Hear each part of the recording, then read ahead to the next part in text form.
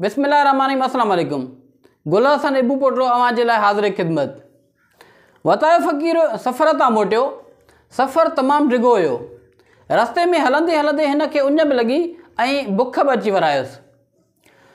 हिकिड़े घर में ॾिठईं त उन मां धुओं निकिरी रहियो हुयो। वतायो फ़क़ीर सोचियो त इन घर में शायदि कुझु न कुझु ज़रूरु तयारु थी रहियो आहे।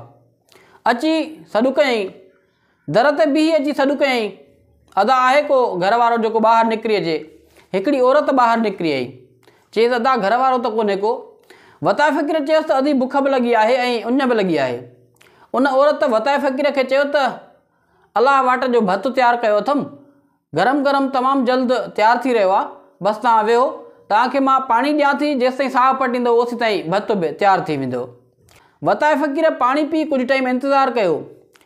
उन माईअ गरम गरम वतायो फ़क़ीर खे प्लेट में भतु आणे ॾिनो ऐं इहो चयईंसि त भतु बिल्कुलु तयारु आहे, गरम गरम ताज़ो ताज़ो, तव्हांखे बुख बि लॻी आहे ऐं भत खे खाओ।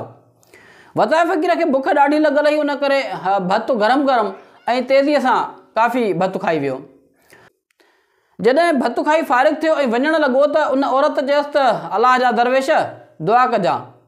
वतायो फ़क़ीर इंतिहाई गरम भतु खाधो हुयो, उन करे उन औरत खे चवणु लॻो त माई, दुआ जा दरवाज़ा ई सड़ी विया।